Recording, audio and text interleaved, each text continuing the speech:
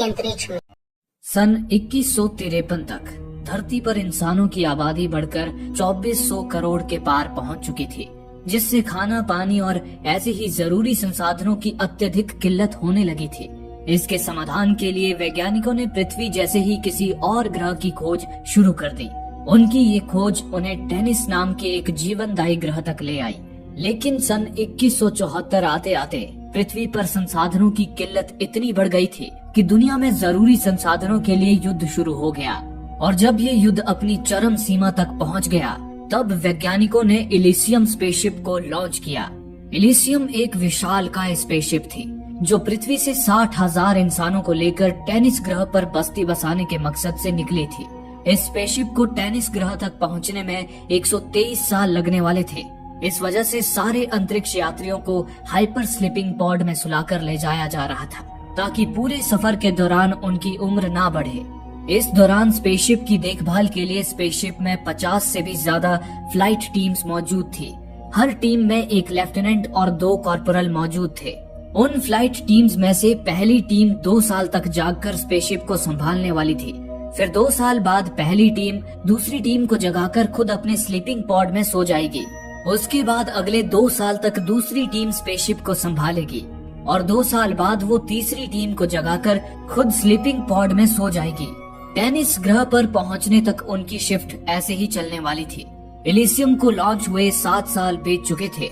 उस वक्त स्पेसशिप की देखभाल करने की जिम्मेदारी चौथी टीम की थी। एक दिन उनके पास पृथ्वी से एक मैसेज आया। न जाने उस मैसेज में ऐसा क्या था जिसे सुनकर वे तीनों अंदर तक कांप उठे। ऐसे ही समय बीतता रहा। उस लंबी यात्रा के दौरान एक दिन स्लीपिंग पॉड में सो रहा एक आदमी अचानक नींद से जाग उठा। वो आदमी खुद को उस बंद पॉड में पाकर घबरा गया और चीखने चिल्लाने लगा। उसने किसी तरह खुद को स्लीपिंग पॉड से आजाद किया और बाहर निकल आया। उस आदमी की याददाश्त धुंधली पड़ चुकी थी। उसे अपना नाम तक याद नहीं था। हालांकि उसे ये बात याद थी कि वो स्पेसशिप के फ्लाइट टीम का मेंबर था और साथ ही उसे अपनी ट्रेनिंग भी याद थी, लेकिन उसे उसका मिशन याद नहीं था।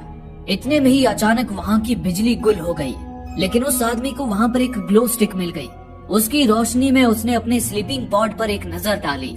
उसके पॉड पर उसका नाम कॉर्पोरल बावर लिखा था। उसी पल उसका ध्यान अपने हाथ पर बने एक टैटू पर गया, जिसमें लिखे सीरियल नंबर से उसे पता चला कि वो स्पेसशिप के 5वें फ्लाइट टीम का मेंबर था। उसने देखा कि कमरे में 2 और स्लीपिंग पॉड्स थे, जिसमें से एक पर कॉर्पोरल कूपर नाम लिखा हुआ था, लेकिन कूपर अपने पॉड से गायब था। वहीं दूसरे पॉड में एक आदमी सो रहा था। उसके पॉड पर लेफ्टिनेंट पेटन लिखा हुआ था। उसी कमरे में बावर को कंप्यूटर डेस्क पर शिप का नाम इलिसियम लिखा हुआ दिखा। वहीं उसे उसके नाम का एक लॉकर भी मिला। उसने जब उस लॉकर को खोला तो उसमें उसके कपड़े और एक लड़की की तस्वीर रखी थी। साथ ही वहाँ ये इंस्ट्रक्शन भी लिखी थी कि ज्यादा समय तक हाइपर स्लीप में होने की वजह से याददाश्त चली जाती है, लेकिन धीरे धीरे याददाश्त वापस भी आ जाती है। उसे पढ़ने के बाद बावर ने झट से अपने कपड़े पहन लिए। उसके बाद उसने कमरे के एग्जिट डोर को खोलने की कोशिश की, लेकिन बिजली न होने की वजह से वो ऑटोमेटिक डोर खुल नहीं पाया। खुद को वहाँ कैद पाकर बावर काफी ज्यादा परेशान हो चुका था। उसने लेफ्टिनेंट को जगाने के लिए उसके स्लीपिंग पॉड को खोलने का स्विच घुमाया, लेकिन बिना बिजली वो भी खुल नहीं पाया। कुछ ही देर बाद स्पेसशिप की बिजली अपने आप ही लौट आई। उसी पल स्पेसशिप ऐसे हिलने लगी मानो उसमें भूकंप आ गया हो। बिजली आते ही लेफ्टिनेंट पेटन का स्लीपिंग पॉड भी खुल गया। कुछ ही पलों में बिजली फिर से गुल हो गई। तब तक पेटन अपने स्लीपिंग पॉड से बाहर आ चुका था। बावर की तरह उसकी याददाश्त भी धुंधली पड़ चुकी थी।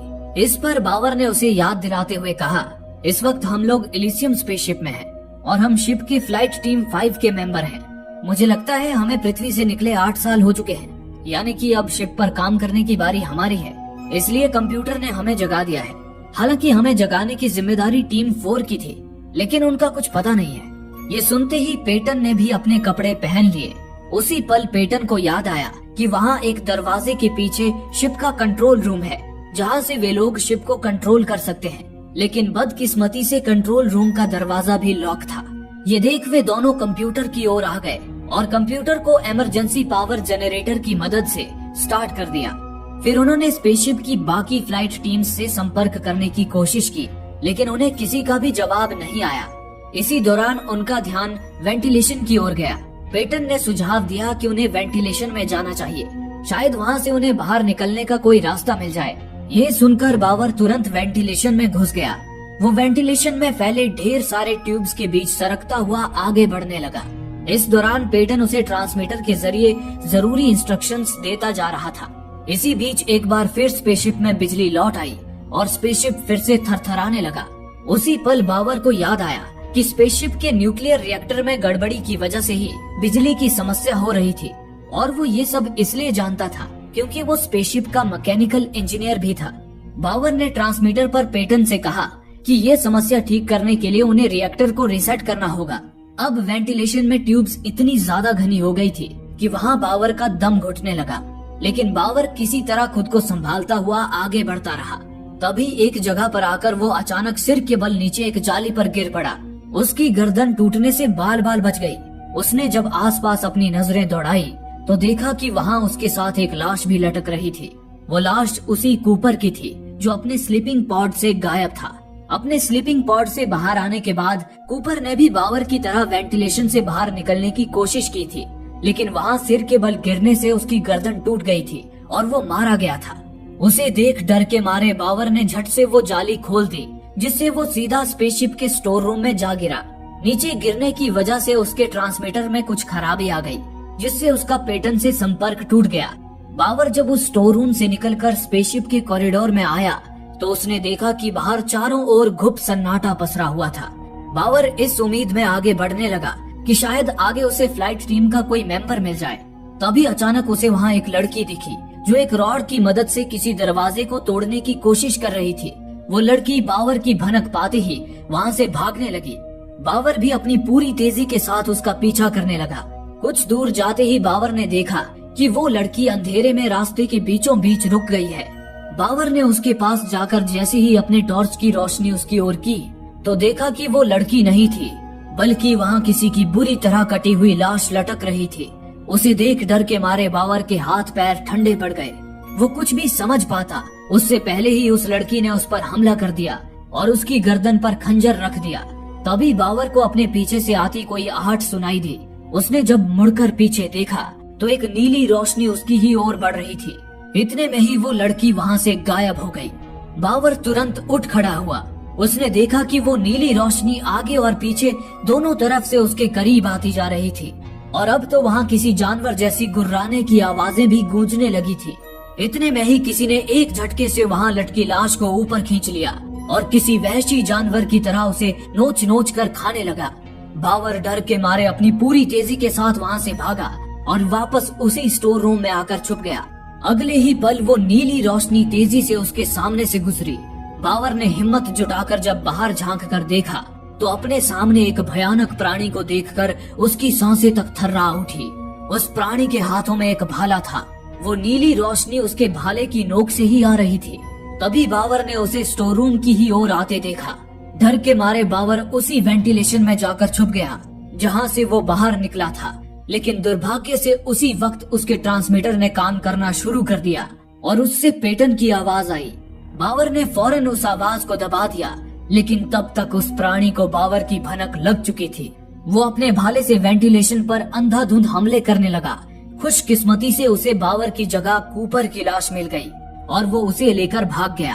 बावर ने उसी वक्त पेटन को भी उन खूंखार प्राणियों के बारे में बताया, जिसे सुनकर पेटन भी हैरान रह गया।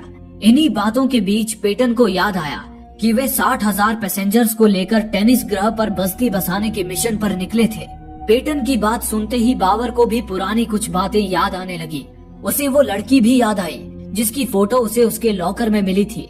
वो लड़की बावर की पत्नी थी। साथ ही उसे ये भी याद आया कि इस मिशन में उन सबके परिवार भी उनके साथ आने वाले थे। उसने पेटन से कहा कि इससे पहले कि वे खूंखार प्राणी उनके परिवार तक पहुँचे, उन्हें जल्द से जल्द अपने परिवार को ढूंढकर उनकी सुरक्षा करनी होगी। ये सुनकर पेटन ने बावर को समझाया, ये एक विशाल स्पेसशिप है और हमें तो याद भी नहीं कि हमारे परिवार इस वक्त कहाँ हैं। इसलिए हमें पहले स्पेसशिप को ठीक करने के बारे में सोचना चाहिए। अगर स्पेसशिप ठीक हो गई तो हम कंट्रोल रूम में मौजूद कंप्यूटर की मदद से अपने परिवार को ढूंढ सकते हैं। बावर पेटन की इस बात से राजी हो गया। वो हिम्मत जुटाकर वेंटिलेशन से बाहर निकल आया। उसने आसपास उन प्राणियों के न होने की तसल्ली की और कॉरिडोर में आगे बढ़ गया। आगे जाकर उसे एक सिक्योरिटी लॉकर में एक सुपरसोनिक गन मिल गई। उस गन को अपने हाथ में पहनकर बावर कॉरिडोर में आगे बढ़ गया। इस दौरान पेटन कंप्यूटर की मदद से उसे स्पेसशिप के न्यूक्लियर रिएक्टर तक पहुंचने का रास्ता बता रहा था, ताकि बावर रिएक्टर को रीसेट करके स्पेसशिप को ठीक कर सके। बावर अभी थोड़ा आगे गया ही था कि तभी उसके हाथ पैर कांपने लगे। ये देख अचानक उसके दिमाग में पेंडोरम शब्द आया। हालांकि उसे याद नहीं आ रहा था कि पेंडोरम का मतलब क्या है। उसने जब पेटन से पेंडोरम के बारे में पूछा तो पेंडोरम शब्द सुनकर पेटन के चेहरे से हवाइयां ही उड़ गई। पेटन ने बावर को एक कहानी सुनाई। एक बार 5000 लोगों को ईडन नाम के एक अंतरिक्ष मिशन पर भेजा गया था। उस मिशन में एक क्रू मेंबर ने अपना दिमागी संतुलन खो दिया। उसे लगने लगा था कि उनकी स्पेसशिप श्रापित है। इस सोच ने उसे पागल कर दिया। अपने पागलपन में उस क्रू मेंबर ने अपने साथ साथ स्लीपिंग पॉड में सो रहे सारे 5000 लोगों को अंतरिक्ष में लॉन्च कर दिया, जिससे वे सारे लोग मारे गए। डॉक्टर्स ने उसके पागलपन को पेंडोरम नाम दिया। पेंडोरम एक दिमागी बीमारी है जो अंतरिक्ष में लंबे समय तक यात्रा करने वाले अंतरिक्ष यात्रियों को होती है। पेंडोरम के शुरुआती लक्षणों में मरीज की याददाश्त कमजोर हो जाती है, फिर उसके हाथ पैर कांपने लगते हैं, उसके नाक से खून बहने लगता है, साथ ही उसे हेलुसिनेशन भी होते हैं। उस वक्त अगर किसी बात से उसे कोई सदमा पहुंचे तो पेंडोरम उस पर पूरी तरह से हावी हो जाता है और वो पूरी तरह से पागल हो जाता है। इस कहानी ने बावर के भी रोंगटे खड़े कर दिए थे। उसने पेटन से अपने हाथ कांपने वाली बात छुपाना ही बेहतर समझा। आगे बढ़ते हुए बावर जैसे ही शिप की ऊपरी मंजिल पर पहुंचा, तभी उन खूंखार प्राणियों को बावर की भनक लग गई और वो मौत बनकर उसके पीछे पड़ गए। उनसे बचकर भागते हुए बावर का पैर एक रस्सी में फंस गया, जिससे बावर नीचे गिरकर उस रस्सी से लटक गया। उस झटके से बावर का ट्रांसमीटर फिर से खराब हो गया, जिससे उसका पेटन से संपर्क टूट गया। इतने में ही वे प्राणी बावर की रस्सी को ऊपर खींचने लगे। बावर बस उनके हाथ लगने ही वाला था कि तभी ऐन मौके पर एक आदमी ने बावर की रस्सी काटकर उसकी जान बचा ली और उसे एक सुरक्षित कमरे में ले आया। उस आदमी का नाम मैन था और वो वियतनाम से था। मैन बावर से वियतनामीज भाषा में कुछ बड़बड़ाने लगा, लेकिन बावर को उसकी भाषा समझ नहीं आई। इसी दौरान बावर मैन के हाथ का टैटू देख समझ गया कि वो एग्रीकल्चर टीम से था। बावर ने अपनी जान बचाने के लिए मैन का शुक्रिया अदा किया और फिर से रिएक्टर रूम की तरफ जाने लगा।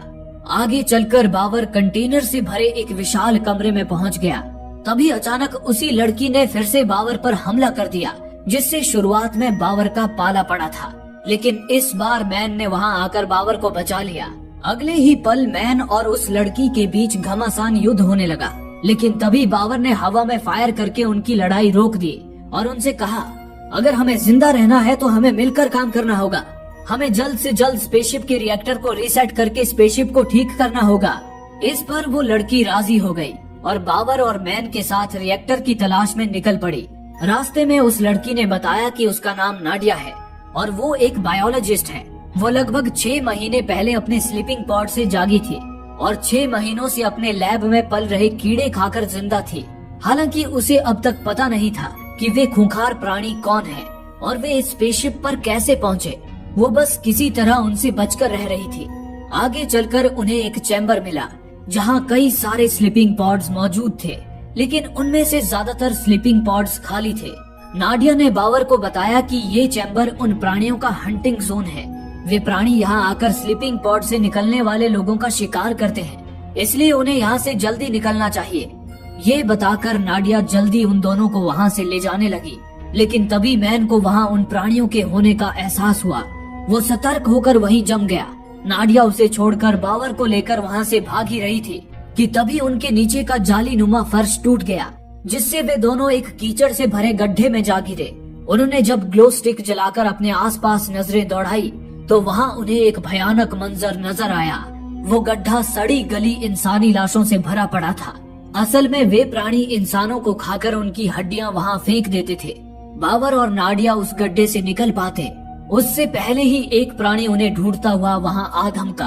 हालांकि उन प्राणियों की नजर कमजोर थी, पर उनकी सुनने और सूंघने की शक्ति काफी तेज थी। उसे देख वे दोनों उस कीचड़ में ही छुपे रहे, जिस कारण उस प्राणी को उनकी गंध नहीं मिल पाई और वो वहाँ से चला गया। उसके जाते ही बावर तुरंत कीचड़ से बाहर निकल आया वो नाडिया को भी कीचड़ से बाहर निकाल ही रहा था कि तभी वहाँ छुपकर घात लगाए उस प्राणी ने उन दोनों पर हमला कर दिया। वो उन दोनों को मारने ही वाला था कि इतने में ही मैन वहाँ आ गया और उसने उस प्राणी के सिर पर अपना खंजर घोंप दिया। उसके बाद बावर, नाडिया और मैन तीनों ने मिलकर उस प्राणी पर खंजर घोंप घोंप कर उसे मौत के घाट उतार दिया। पर तभी उस प्राणी के और भी साथी वहाँ आ गए, लेकिन वे प्राणी उन तीनों को छोड़ अपने ही मरे हुए साथी पर टूट पड़े और उसे खाने लगे। इसी बीच मौका पाकर नाडिया, मैन और बावर वहाँ से भाग निकले। वे लोग एक सुरंग से होते हुए दूसरे चैम्बर में पहुँच गए। वहाँ पहुँचकर उन्होंने अभी राहत की सांस ली ही थी कि तभी उन्हें उस चैम्बर के ऊपर एक आदमी नजर आया। उसे देख वे लोग सतर्क हो गए, लेकिन उस आदमी ने कहा, डरो मत, तुम लोग यहाँ सुरक्षित हो। क्या तुम मुझे बताओगे कि तुम लोग कहाँ जा रहे हो? इस पर बावर ने उसे बताया कि उन्हें स्पेसशिप के न्यूक्लियर रिएक्टर की तलाश है। ये सुनकर उस आदमी ने कहा, मैं तुम्हें रिएक्टर की लोकेशन बता सकता हूँ, लेकिन वहाँ जाने से पहले तुम्हें कुछ खा लेना चाहिए। मैं एक शेफ हूँ, मैं अभी तुम लोगों के लिए कुछ खाने का बंदोबस्त करता हूँ। ये कहकर शेफ ने उस चैम्बर की दीवारों पर लगी काई से उन्हें सूप बनाकर दिया, जिसे पीते हुए वे तीनों वहाँ आराम करने लगे। इसी दौरान बावर ने नाडिया से पूछा कि आखिर वे प्राणी स्पेसशिप में आए कहाँ से होंगे? क्या वे लोग एलियंस हो सकते हैं? इस पर नाडिया ने कहा, मुझे लगता है वे एलियंस नहीं बल्कि वे इसी स्पेसशिप के पैसेंजर्स हैं। दरअसल हाइपर स्लीप में रहने के बाद हमें फीडिंग ट्यूब्स के जरिए एक सिंथेटिक एंजाइम भी दिया जा रहा था। ये एंजाइम टेनिस ग्रह के नए एनवायरनमेंट के अनुसार हमारे शरीर में जरूरी बदलाव करके हमें उस एनवायरनमेंट को अडेप्ट करने में मदद करने वाला था, ताकि हमारा शरीर जल्द से जल्द टेनिस ग्रह के नए एनवायरनमेंट को अपना सके। लेकिन मुझे लगता है कि हम में से कुछ लोग वक्त से काफी पहले ही अपने स्लीपिंग पॉड से बाहर निकल आए होंगे और काफी समय तक स्पेसशिप के एनवायरनमेंट में रहने के कारण उनकी शरीर ने स्पेसशिप के अंधेरे और मुश्किलों से भरे एनवायरनमेंट को ही अडेप्ट करना शुरू कर दिया होगा। खाने की कमी की वजह से वे एक दूसरे को ही खाने लगे होंगे और इस तरह वे म्यूटेट होकर उन खूंखार प्राणियों में बदल गए होंगे। ये सुनकर शेफ ने नाडिया की बात को काटते हुए कहा, क्या तुम लोग सच में नहीं जानते कि यहाँ क्या हुआ था? मैं तुम्हें बताता हूँ जो मैंने यहाँ आने वाले लोगों से सुना है। इस पर सभी गौर से शेफ की बात सुनने लगे। शेफ ने उन्हें दीवारों पर बनाए चित्रों को दिखाते हुए आगे बताया, बात तब की है जब एलिसियम स्पेसशिप को लॉन्च हुए 7 साल ही हुए थे। उस वक्त फ्लाइट टीम 4 स्पेसशिप को संभाल रही थी। हाइपर स्लीप से जागे उन्हें 1 साल हो चुका था। हालांकि उनमें पेंडोरम के सिम्टम्स नजर आ रहे थे, लेकिन अब तक वे अपना काम सही से कर रहे थे। तभी एक दिन उन्हें पृथ्वी से एक वीडियो मैसेज मिला। वो मैसेज पृथ्वी से भेजे जाने वाला आखिरी मैसेज था, क्योंकि फ्लाइट टीम को वो मैसेज मिलने तक पृथ्वी का पूरी तरह से वजूद ही मिट चुका था। मानव जाति का पूरी तरह अंत हो चुका था। मैसेज में उनसे कहा गया कि अब सिर्फ एलिसियम स्पेसशिप पर ही आखिरी इंसान बचे हैं। ये खबर सुनकर गैलो नाम के एक फ्लाइट टीम मेंबर को गहरा सदमा लगा, जिससे पेंडोरम उस पर पूरी तरह से हावी हो गया। उसके मन में ये बात घर कर गई कि पृथ्वी के नष्ट होने का कारण इंसान और उनकी इंसानियत ही है। अगर इंसान प्रकृति के नियम से चलते, अगर वे जानवरों की तरह ही रहकर एक दूसरे का शिकार करते और एक दूसरे को खाकर ही अपना पेट भरते, तो ना पृथ्वी पर इंसानों की आबादी बढ़ती और ना ही पृथ्वी नष्ट होती। गैलो को यकीन था कि टेनिस ग्रह पर बसने के बाद इंसान उसे भी पृथ्वी की तरह नष्ट कर देंगे। इसलिए उसने टेनिस ग्रह पर पहुंचने से पहले इंसानों की इंसानियत को खत्म करने का ठान लिया, ताकि इंसान टेनिस ग्रह पर जाकर जानवरों की तरह रहे और जिंदा रहने के लिए एक दूसरे का ही शिकार करे। इससे टेनिस ग्रह पर पृथ्वी की तरह आबादी नहीं बढ़ेगी। अब पृथ्वी नहीं थी तो उसे रोकने के लिए कोई नियम या कानून नहीं थे। वो हाइपर स्लीप में सो रहे 60,000 लोगों के साथ जो चाहे वो कर सकता था। उसके क्रू मेंबर्स ने जब उसका विरोध किया तो उसने उन्हें मौत के घाट उतार दिया। उसके बाद गैलो ने स्लीपिंग पॉड में सो रहे लोगों को जगाना शुरू किया। स्लीपिंग पॉड से बाहर निकलकर जो लोग पेंडोरम से जूझ रहे थे, गैलो ने उन्हें ये कहकर अपनी बातों से बहकाया कि अब इस दुनिया में न तो कोई भगवान है और न कोई कानून है, इसलिए हम बिना डरे कोई भी हद पार कर सकते हैं। हम एक नई दुनिया बना सकते हैं जहां हम जानवरों की तरह अपनी जिंदगी जिएंगे। जब एक इंसान दूसरे इंसान का शिकार करेगा तो पृथ्वी की तरह यहाँ आबादी कभी नहीं बढ़ेगी। इस तरह गैलो ने उन्हें बहकाकर शिप के एक बड़े हिस्से में कैद कर दिया, ताकि वे एक दूसरे का शिकार करके एक दूसरे को खाने के लिए मजबूर हो जाएं। इस तरह एक खूनी खेल की शुरुआत हुई। गैलो ने सालों तक वो खेल खेला, लेकिन फिर वो उस खेल से बोर हो गया और वापस जाकर अपने स्लीपिंग पॉड में सो गया। लेकिन उसने जिस खूनी खेल की शुरुआत की थी वो उसके नींद में रहने के बाद भी चलता रहा, जिससे वे लोग नरभक्षी बन गए और उस खेल को ही अपनी जिंदगी मानकर एक दूसरे का शिकार करते रहे। सालों तक शिकार करते हुए आज वही नरभक्षी लोग खूंखार प्राणियों में बदल चुके हैं। शेफ की बात खत्म होते ही उस चैम्बर से एक गैस निकली, जिसके असर से बाबर, नाडिया और मैन बेहोश हो गए। इसी दौरान दूसरी ओर पेटन के नाक से अचानक खून बहने लगा, जिससे वो बेहोश हो गया। लेकिन कुछ ही देर बाद वेंटिलेशन से आती कोई आवाज सुनकर उसे होश आ गया। वो एक रॉड लेकर जब वेंटिलेशन में पहुंचा, तभी ट्यूब्स के बीच से एक निर्वस्त्र आदमी बाहर निकला। वो आदमी कोई और नहीं बल्कि वही गेलो था, जिसने स्पेसशिप में उस खूनी खेल की शुरुआत की थी। गेलो का शरीर खून से सना था और वो पेटन से मदद की गुहार लगा रहा था। गेलो की सच्चाई से बेखबर पेटन उसे वेंटिलेशन से बाहर ले आया। उसके बाद पेटन ने गेलो से पूछा कि उसके साथ आखिर क्या हुआ था। इस पर पहले तो गेलो ने पेटन को पृथ्वी के नष्ट होने की खबर दे दी। उसके बाद उसने पेटन को झूठी कहानी सुनाते हुए कहा कि पृथ्वी के नष्ट होने की खबर सुनकर उसके दोनों क्रू मेंबर्स पर पेंडोरम हावी हो गया था, जिससे वो हिंसक हो गए थे, इसलिए उसे उनका कत्ल करना पड़ा। पृथ्वी के नष्ट होने की खबर सुनकर पेटन को भी सदमा सा लगा और पेंडोरम उस पर हावी होने लगा, लेकिन उसने किसी तरह खुद पर काबू कर लिया। दूसरी ओर बाबर, नाडिया और मैन जब होश में आए तो उन्होंने देखा कि वे रस्सियों से उल्टे लटके थे। उन्हें लटकाने वाला शेफ ही था। वे तीनों समझ चुके थे कि शेफ उन्हें खाने वाला है। बाबर ने उससे चिल्लाकर कहा, अगर हमने 1 घंटे के अंदर शिप के रिएक्टर को रिसेट नहीं किया तो स्पेसशिप पूरी तरह बंद पड़ जाएगी और हम सबके साथ तुम भी मारे जाओगे। इस पर शेफ भी सोच में पड़ गया। उसने तुरंत उन तीनों को आजाद कर दिया। उसने बाबर की गन छीन ली और जल्दी उन तीनों को रिएक्टर की तरफ ले जाने लगा। आगे चलकर वे उस चैम्बर में पहुंचे जहां स्पेसशिप पर काम करने वाले लोगों की फैमिलीज को हाइपर स्लीप में रखा गया था, लेकिन वे प्राणी उनमें से ज्यादातर लोगों का शिकार कर चुके थे। वहीं नाडिया ने बाबर से पूछा, क्या तुम्हारी पत्नी यहाँ है? तभी बाबर को याद आया कि उसकी पत्नी तो स्पेसशिप पर आई ही नहीं थी, क्योंकि वो पृथ्वी छोड़कर नहीं जाना चाहती थी। इसलिए बाबर को अकेले ही स्पेसशिप पर आना पड़ा। बाबर को ये सोचकर सदमा सा लगा कि पृथ्वी खत्म होने के साथ ही उसकी पत्नी भी मर चुकी थी। इसी दौरान बाबर को पेटन की पत्नी का स्लीपिंग पॉड दिखा, लेकिन वो स्लीपिंग पॉड खाली था।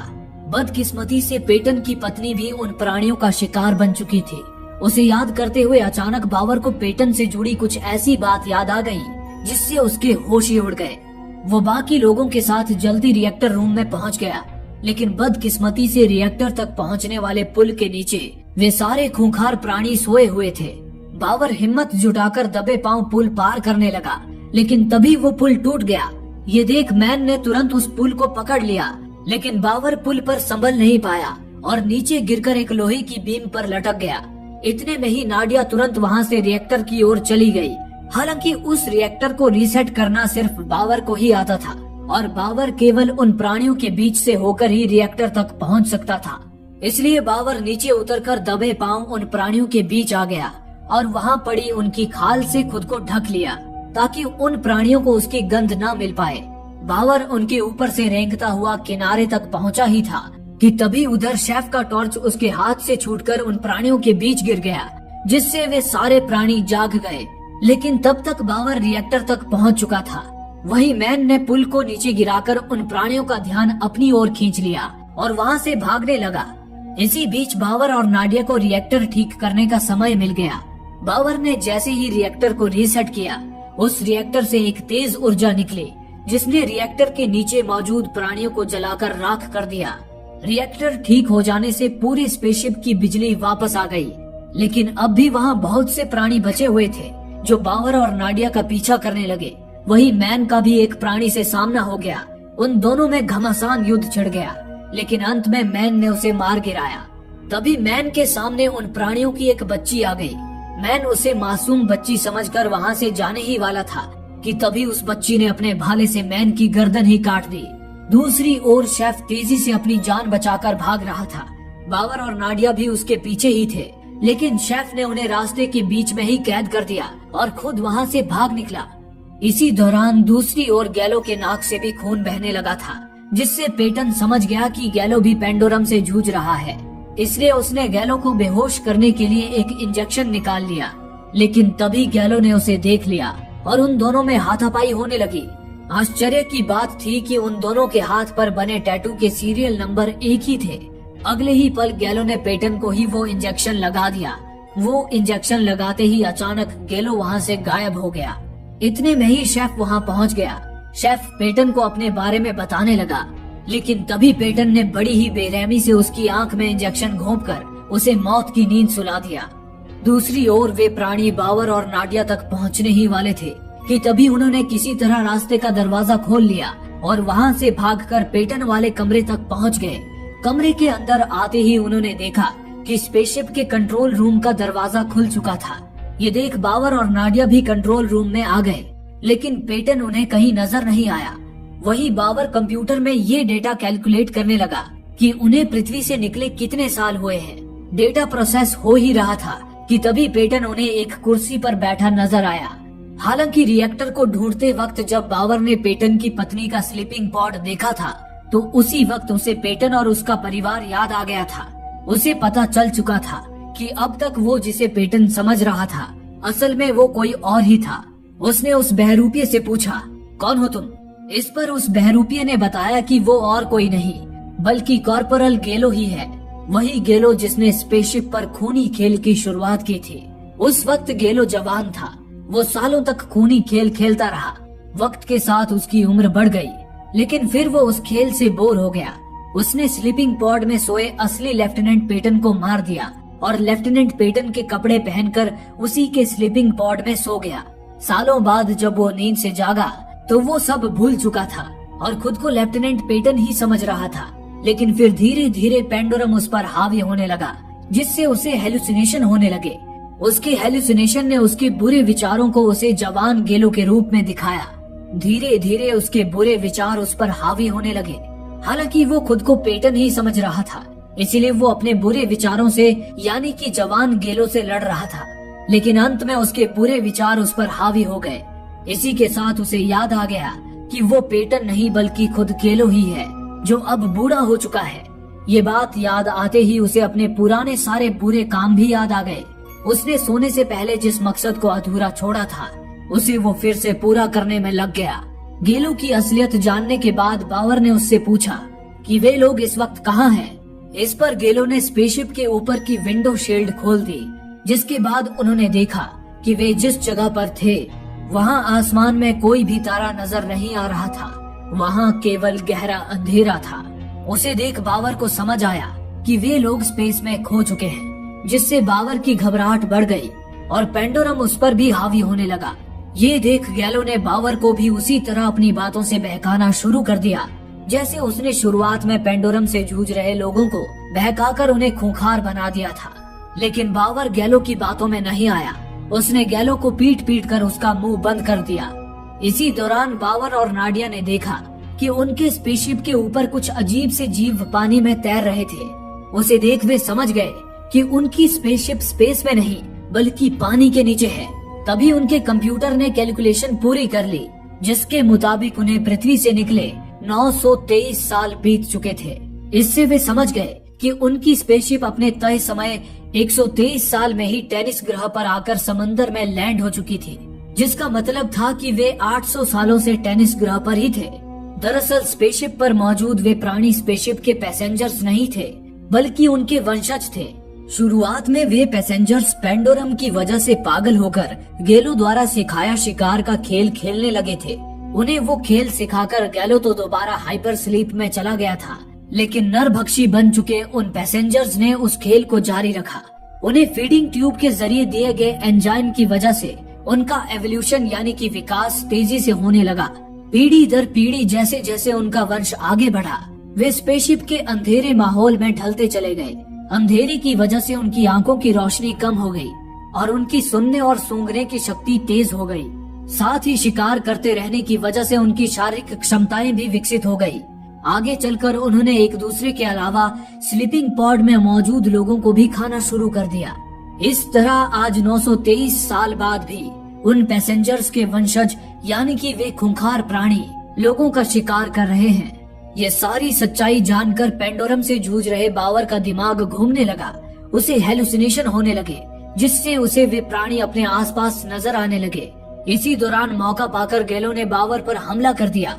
ये देख नाडिया ने उसे बचा लिया और खुद गैलो के साथ भिड़ गई, लेकिन गैलो ने नाडिया को मारकर दूर गिरा दिया और एक चाकू लेकर उसे मारने आगे बढ़ने लगा। इसी बीच बावर को भ्रम हुआ कि एक प्राणी कंपार्टमेंट से बाहर निकल रहा है। बावर ने अपनी गन से उसे शूट कर दिया, जिससे उस कंपार्टमेंट का लोहे का ढक्कन उछलकर स्पेसशिप के कांच पर जा लगा, जिससे वो कांच टूट गया और स्पेसशिप में पानी भरने लगा। ये देख बावर नाडिया को लेकर तुरंत वहाँ से भागा और अपने स्लीपिंग पॉड में घुस गया, लेकिन वहीं गैलो अपने स्लीपिंग पॉड तक पहुँचने से पहले ही पानी में डूब गया और उसके साथ ही स्पेसशिप पर बचे हुए सारे प्राणी भी पानी में डूबकर मारे गए। बावर ने उसी वक्त अपने स्लीपिंग पॉड को इजेक्ट कर दिया, जिससे वो पॉड लॉन्च होकर पानी से सतह पर आ गया। पॉड से बाहर निकलकर उन्होंने अपने आसपास नजरें दौड़ाई। वे लोग अपने नए घर यानी कि टेनिस ग्रह को देख रहे थे। इसी के साथ स्पेसशिप में पानी भरने से उसमें इमरजेंसी लॉन्च सिस्टम एक्टिवेट हो गया, जिससे स्पेसशिप के स्लीपिंग पॉड में जिंदा बचे 1211 लोग भी सतह पर आ गए। उन्हें देख बावर और नाडिया के अंदर खुशी की लहर दौड़ उठी। वे बाकी बचे लोगों के साथ मिलकर टेनिस ग्रह पर मानव जाति की एक नई शुरुआत करने निकल पड़े। दोस्तों, अगर आपको ये वीडियो पसंद आई हो तो वीडियो को लाइक और चैनल को सब्सक्राइब जरूर करें। धन्यवाद।